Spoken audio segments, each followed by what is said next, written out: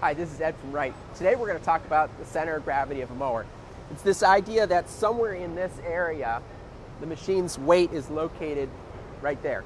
All the parts together make up that point, and we want it to be further back. We want it to be very low to the ground. We want all the weight to be central so the machine can turn easily. We often talk about center of gravity in very loose terms.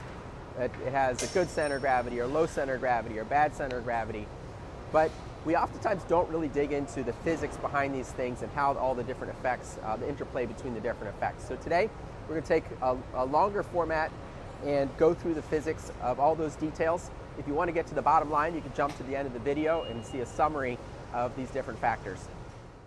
All right, so we're talking about center of gravity. We often call it CG for the center of gravity, and it has a symbol oftentimes like this. Don't know why, but we do. And the reality is there really isn't such a thing as center of gravity, because in outer space, you know, a mower wouldn't have a center of gravity, but has a center of mass. So what we really mean here is center of mass. It's a weird thing that we have in our system of measures. The metric system handles this a lot better. Okay, so the center of a mass on a machine, we've got the rear wheel and the front wheel like this. Usually the center mass is somewhere about right here. And what's important is the height above ground, and we use axle line as our datum, the distance forward from the axle. Right, so you've got the deck. Our other diagrams will be a lot more simple than this one. Something like this, right? So the center of gravity is somewhere right in this area, and we're going to have overhead views, back views, side views, and that kind of thing. But that's the general idea. It's where the sum of all the parts make up this point with the operator. Now, if you lean back, you know, technically that center of gravity shifts a little bit, which is important. So the next thing that we're going to talk about is weight transfer. So first off, from a side view, you can have front tires, rear tires, ground, and if our center of gravity, say, is this high, and we stop, that creates a force in this direction. So the rear wheel wants to lift up a little bit, and the front wheel wants to go down. Now, because the front wheels are caster wheels, they're not the power wheels, then when you stop quickly, you actually lose a little bit of traction, right? So if you have a higher center of gravity, sort of exaggerating it, and you stop the same amount of force, you get even more weight transfer off the rear tires on the front because this leverage, you might say, is higher. So it's tipping more like that as you slow down. So there's a weight transfer effect on the center of gravity. Now, if you look at a machine from the back, you have the ground like this. It's, again, kind of an exaggerated steepness there. And the tires are like this. And we have a center of gravity right here.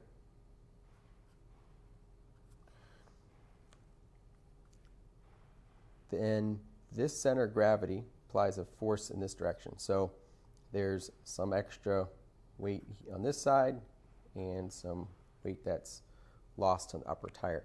If we have a higher center of gravity up here,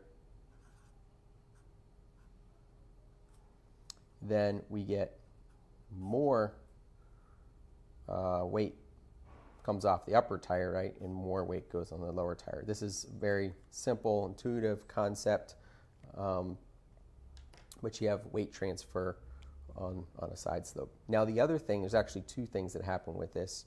We're going to look at them more from a top view. So here we have the rear tires. It's the back of the machine. Here we've got the front tires. And the machine's going around a turn, okay? And what happens is if the center of gravity is here near the axle, there is a centrifugal acceleration going this way. And so there's a force on the tires like that. But if our center of gravity is further forwards, like this, and we're turning, we get this amount of force here. What happens is we get a force that's also in this direction and one that's in this direction, and so the machine loses traction. So maybe the ground is a little bit dewy, you're trying to turn, and it's what causes your inside wheel to kind of drag. Now the second concept that's happening here in the third dimension coming up from the page is this situation like we have from the back when it's on a hill. Well, it's the same thing when you have a centrifugal acceleration, or centripetal acceleration rather, that's resulting in a force this way. So the machine's doing this. So if your center of gravity is forward and high, then you get up here and you get down here. So the height of the center of gravity is very important, and the distance from the axle line is very important. These two effects on each other it's just not one effect and then plus the other effect. It's this thing affects the other thing in a way that makes the other thing even worse. So these effects are multiplicative and not added up. Okay, so now we're going to talk about the moment of inertia. So the moment of inertia is this idea that if there's something that is the weight's all near the middle, it can turn easily. If the weight's further out, it resists turning. But it's an intuitive concept. What it's not necessarily intuitive is the math behind it that has an exponential aspect to it. So let's first diagram what we're talking about here. So if we have an object and the mass is centered around this radius, call this R, and it has a mass of this, okay? So the inertia about this axis for this object is mass radius squared. What's important here is the square. So if we have a 1 pound mass, we've got this weird thing in our system where pounds is a force measure, whereas like in the metric system you have newtons and kilograms. This is sort of improper, but it works. So we have 1 pound mass times 1 foot squared. Okay, so if this is 1 foot and it's 1 pound, then we get 1 pound mass foot squared. Okay. Now, if we increase the radius, it's the same weight, but we increase the radius to 2 feet, then 2 times 2 times 1 is 2. So we get, 2 times 2 is 4, times 1 is 4. So we get, jumps up to 4. Okay, so if we use 3, we get 9. If we use 4, we get 16. If we use 5, we get 25. All right, so let's chart this out. 1, 2, 3, 4, 5. And we'll call this 20, 10, 5, 15. Okay, so if we have a distance of 1, we get inertia of 1. If we have a distance of 2, we get inertia of 4. We get 3, we get 9. We get 4, we get 16. We get 5, we get about 25. So this graph would have started horizontal here. It has a curvature up. It keeps on going just steeper and steeper as you go. So the more you move the weight out, the amount of inertia is an exponential function. It goes up and up and up really, really fast. And so that's why it's super critical to keep all of our components near the middle. So now let's break down that concept of the moment of inertia. And you can take the moment of inertia about different points. So first we're going to talk about the moment of inertia about the zero turn axis of rotation. So we call these machines zero turn because they turn around their axle line. So if we take the inertia at that point, here we're going to talk about drifting and fishtailing and stuff in a minute. And this helps us understand why that effect exists. So let's look at the top of the mower. We've got the rear tires, the front tires. We have the axle line. It's an imaginary axle because it's a dual wheel motor machine. And let's put, for example, center of mass 6 inches up here. And then let's compare that to a situation where we might have a center of mass at 1 foot. So, going back to our original equation, the inertia of the initial case, the black diagram, we have mass, radius squared. So let's say this machine is 800 pounds times a half foot squared. That gives us 200 pound mass feet squared. Okay. Now, if the center of gravity on that machine was instead at a foot, we end up with this. We've got inertia, mass, radius squared. We've got 800 pounds mass times a foot. So 1 times 1 is 1 times 800, and we get 800. So think of this in terms of differences. We got 800 over 200, which is 4 times worse. So what's our bottom line? The bottom line here is that off-road differential steer, these types of machines, they turn about their CG, not the turning axis, the neutral turning axis.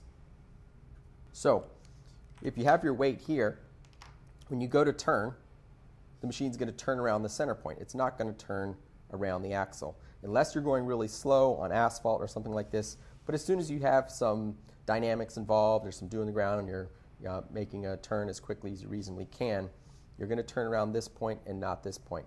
It's also like very, very obvious if you're driving like a skid loader on wet ground, wet dirt that's kind of greasy, and you have the bucket full. You don't really ever pivot around the front wheels or the rear wheels. When you make a quick turn, the machine's going to react to wherever the center of mass is. So this is very important as we look at some of the other effects. So let's diagram what a fishtail situation looks like, what's going on in that case. So again, we have the machine from the top view. We've got the center of mass. And when you make a turn, let's say a turn to the left, you apply force to this tire, force to this tire, and it turns right around the middle. Now, you'll really never find a machine where the center of gravity is actually right over the axle, because it will do a pop a wheelie too easily. But for comparative sakes, let's say the center of mass is now up here. Okay. When you go to make that turn, there's something approximate to a force in this direction, something kind of like this. And so when you make that turn, these wheels are immediately just shifting or sliding like this. And you may recognize it as sort of a side shift technique.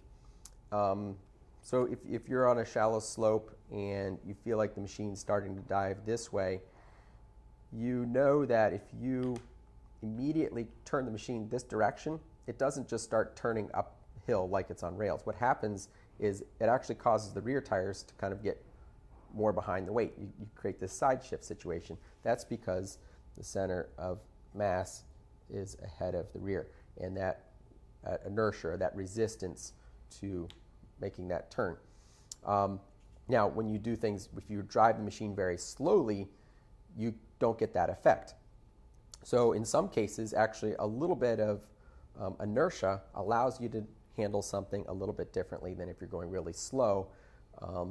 In some cases, you use that to your advantage. In other cases, it can be to your disadvantage.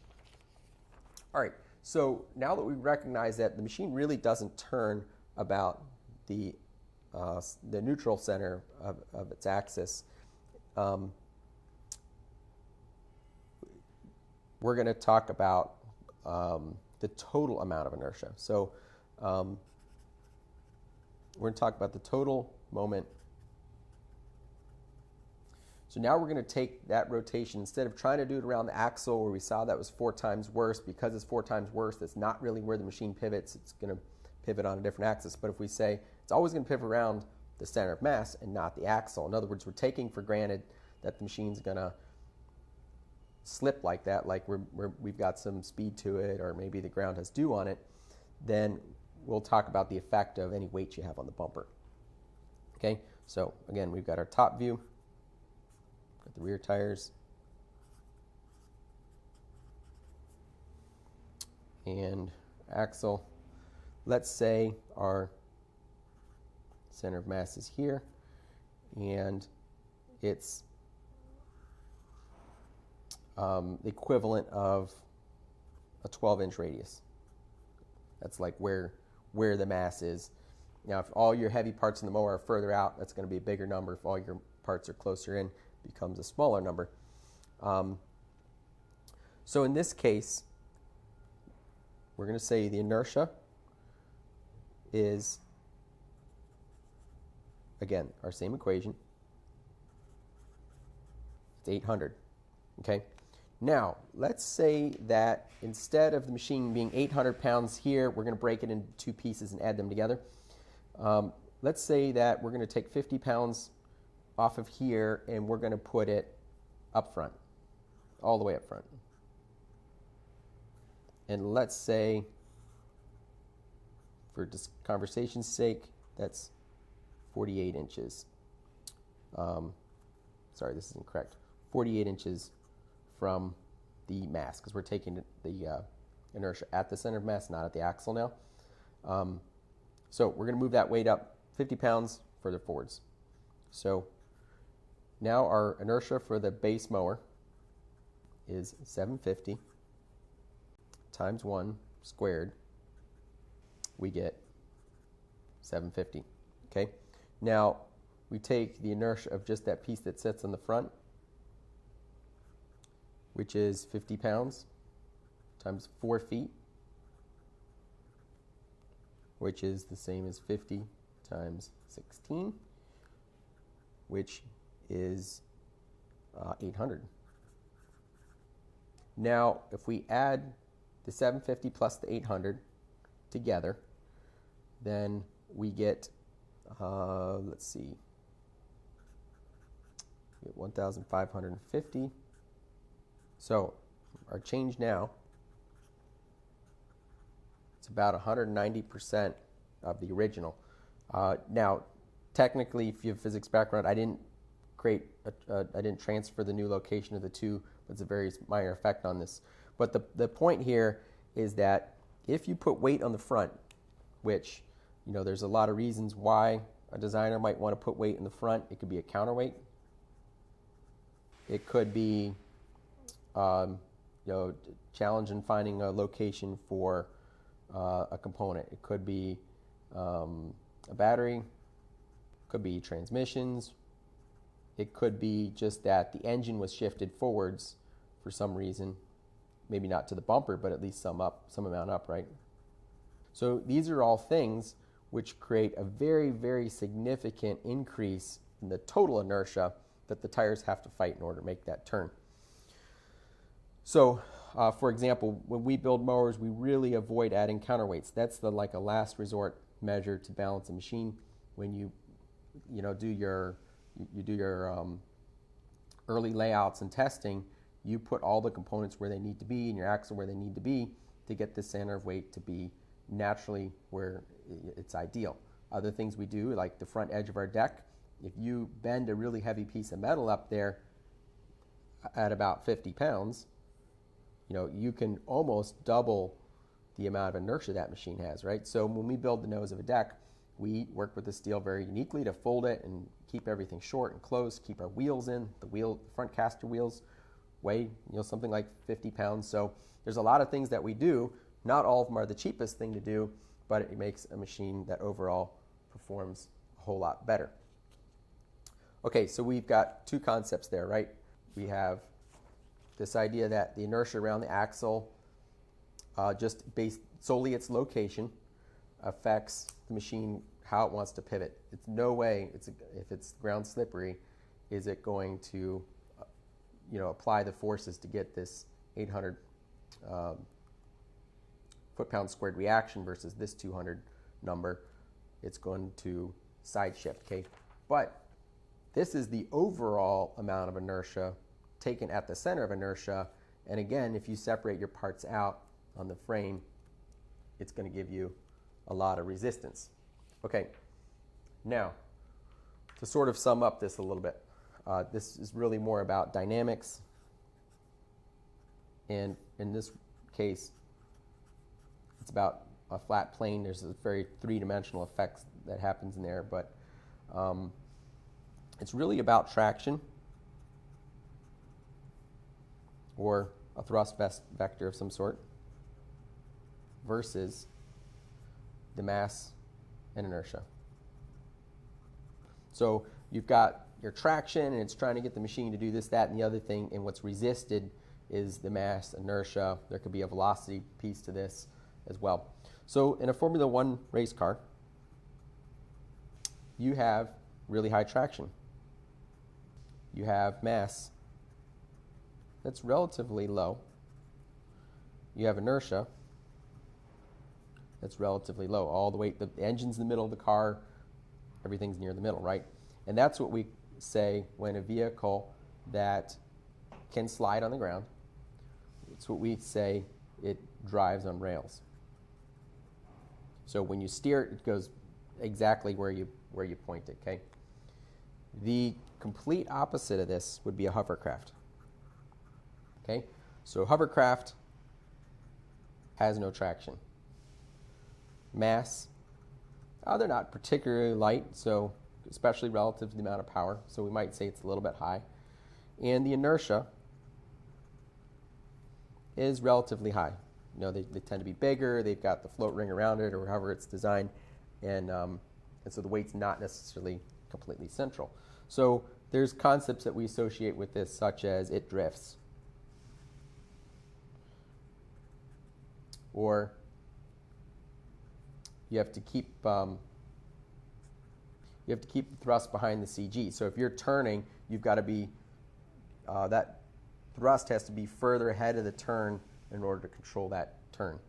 You have to anticipate the momentum. So, a mower lives somewhere between these things, and we want a lot more of this. We want a lot less of this. Now, not that I recommend it, it wouldn't be a recommended thing to do, but if you take your mower out in the snow and you go to make a turn, if you go to make a turn, the machine doesn't turn. What happens is the machine moves sideways because it's acting like a hovercraft more than anything. It'll eventually begin to turn, but if the center of gravity was right near the wheels or as far back as possible, when you go to make a turn, it doesn't cause that side shift. It won't respond right away, but it will actually begin the turn before it begins just moving sideways. Now, why does this matter? We're not mowing the snow. Well, yeah, we're not mowing the snow. However, we deal with dynamic traction all the time. All right, so let's talk about how we include all of these factors into a mower design. So first off, we keep all the heavy parts as close as we can to the axle. That includes the operator. So that means that we want to keep the fuel tank near the center, we want to keep the engine near the center, we want to keep the battery near the center, maybe you have a second fuel tank, the pumps, the operator. We want all that mass to be very central so it has a low amount of inertia. And we also want that center mass to be back here. We don't want it to be up here, right?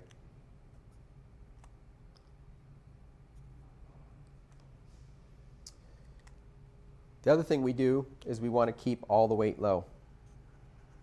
Weight pretty much is always a bad thing on a mower. The lighter it is, the more the wheels, the tires can affect its turning and its balance and whatnot. The other thing that's in here is because, let me diagram a rider on a hill. Okay, so this is the seat,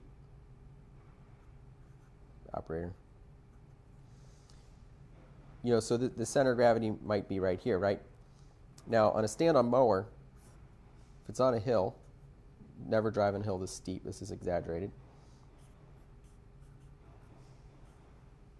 You're not going to lean over like this. Otherwise, the center of gravity is going to be somewhere about out here past the tip over point. Reality is that if we're on a mower, stand-on mower, you're going to lean up this way. And so our center of gravity is somewhere in this range, which helps keep the weight on the upper tire. Again, you wouldn't want to cut a hill this steep, but the ability to shift your weight, which in some smaller machines can easily be a third of the total weight, has a big effect on things. Okay, so we can talk about all this stuff, but at the end of the day, to your bottom line, what is it? What's the outcome? What's the benefit? So first off, you want to stay happy and healthy. So if your machine is got a low center of gravity, it's near the axle line, it's all these things, it's much easier to avoid loss of control. Second thing, a significant amount of what you do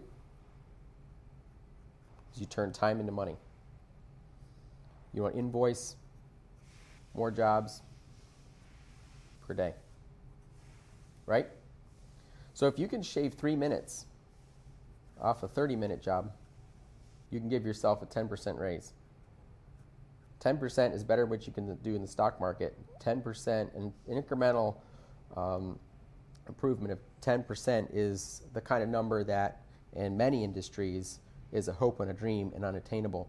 But 3 minutes on a 30-minute job, because you have a machine that you can stop faster, you can turn faster, you have got a better feel for it, it can become a real number. And also, as an aside, right now we're going through this COVID era, and so there's a lot of work that's being done without contact with the property owner, and it's very easy to end up spending much more than 3 minutes with a customer per week in casual conversation.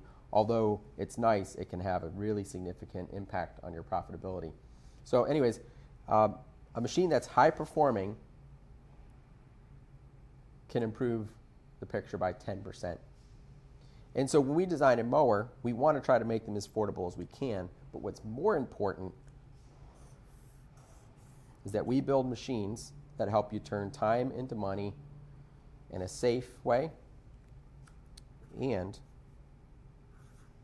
quality. So if you have a machine that's always pivoting around its center of mass and the tires are shifting and sliding anytime you turn, or when you go to slow down and make a turn, your inside tire is just dragging and dragging and dragging, leaving a skid mark, that affects quality. So that's why we talk about center of gravity. To sum it up, first off, center of gravity is not, it's not just about fore-aft balance. I mean, that's oftentimes the first thing we talk about is, oh, it has a great CG, you know, like the weight's not too heavy on the front. Well, it's really a much bigger picture of different things going on there. So the second thing is that we have weight transfer, the weight transfer effect on flat ground. So if you go to slow down, the weight transfers towards the front tires, and the front tires are not your traction tires. So having the low center of gravity and a center of gravity that's further back is a good thing in that case. And then you have weight transfer side to side, right? So we were talking about how when you're turning, there's this centripetal acceleration that's trying to pull the machine out of the turn, and the height of that weight takes some weight off your inside tire. So there's a weight transfer that relates to that dynamic. The fourth thing we talked about is the moment of inertia is exponential, right? So a little change can have a really big effect. Not only that, but all these things that we talk about, it's not just like one problem can add to another problem, can add to another problem, can add to another problem. It's that this problem, one problem can make another problem even worse than the first problem itself. So there's a multiplicative effect on these things and not just the sum of the issues. The other thing we talked about is that the machine will pivot.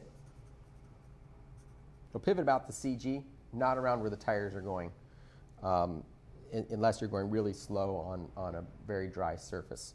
So in other words, there's a scuffing and fishtail effect. The other thing that we talked about was we have the moment of inertia, the total moment of inertia, right? So that just makes the machine overall sluggish. We talked about the dynamics. In other words, a machine that drives on rails. That's what we're looking for. We talked about how, and then we talked about the benefits, right? So the benefits are what again? Safety, time, quality. These are all things that lead to profitability and safety. When we talk about center of gravity and hills and these types of things, unfortunately, comes with bragging rights in some people's minds, and that tends to be when you get hurt. And I would say anytime we're talking about slopes and vehicle dynamics and CG, this is not a bragging contest. The point is to get home safely.